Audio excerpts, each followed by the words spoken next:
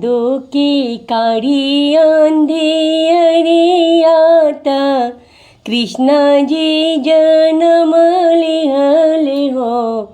ए रामा जन्मे है कंस की जिलवात देवकी के कोखियानो हो। ए रामा जन्मे है कंस के जिलवात देवकी के कोखियानो हो। भादो की कारी आंधी अरियात कृष्णा जी जन्म लिहले हो। हे रामा जन्मे है कंस के जिलवात देवकी के कोखियानो हो। आधी रात तिथि अष्टमी रोहिणी नक्षत्रनु हो। आधी रात तिथिया अष्टमी और रोहिणी नक्षत्रनु हो। हे रामा जन्मे है सृष्टि के पालक गोकुला के नायक हो। ओ रामा जन्मे है सृष्टि के पालक गोकुल के नायक हो। भादो के कारी आंधी यरियात कृष्णा जी जन्म लिहले हो। रामा जन्मे है कंस के जिलवात देवकी के कोखियानो हो। खुली गईले जेल के केवड़ियात हाथ हाथ कड़ियानो हो। खुली गईले जेल के केवड़ियात हाथ हाथ कड़ियानो हो। हे रामा जन्मे है सृष्टि के पालक गोकुल के नायक हो। ओ रामा जन्मे है सृष्टि के पालक गोकुल के नायक हो। भादो की कारी आंधी यरियात कृष्णा जी जन्म लिहले हो। ओ रामा जन्मे है कंस की जिलवात देवकी के कोखियानो हो। सुपवा में धैले कन्हैयात सिर पर उठाई लिहले हो।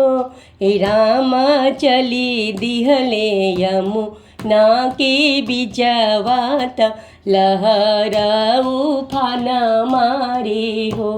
हो रामा चली दिहले यमुना के बिचवात लहर उफान मारे हो।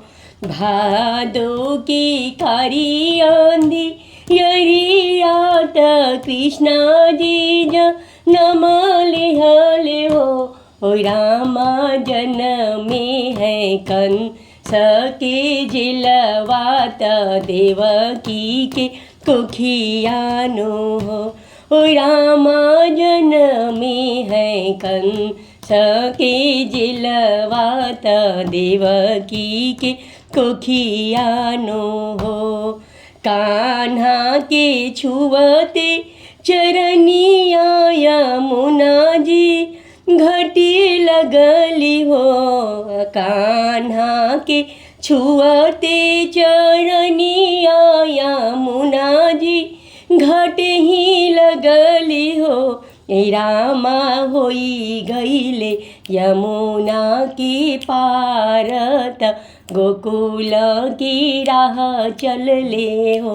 ओ रामा होई गईले यमुना की पारत गोकुल की राह चलले हो। भादो के कारी आंधे यरियात कृष्ण जी जन्म लिहले हो। ओ रामा जन मैं है कंस की जिलवात देवकी के कोखियानो हो। शिर पर धैले कन्हैयात नंद घरे पहुँचेले हो। ओ रामा कान्हा के दिहले सुताई त कन्याले आवेले हो। ओ रामा कंस के ओ रामा कान्हा के दिहले सुताई त कन्याले आवेले हो। भादो की कारी आंधी यरियात कृष्ण जी जन्म लिहले हो। ओ रामा जन्मी है कंस की जिलवात देवकी के कोखियानो हो। ओ रामा जन्मी है कंस के जिलवात देवकी के कोखियानो हो। गोकुल में बाजेला बधैया महल उठे सोहर हो। गोकुल में बाजेला बधैया महल उठे सोहर हो। ए रामा धन्य भय गोकुल के लोगवात कृष्ण जी अवतार लिहले हो। ए रामा धन्य है गोकुल के लोगवात कृष्ण जी अवतार लिहले हो।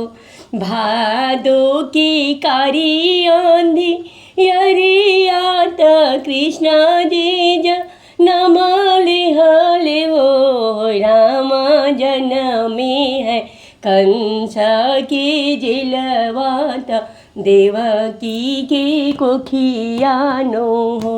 ओ रामा जन्मे है सृष्टि के पालक गोकुल के नायक हो।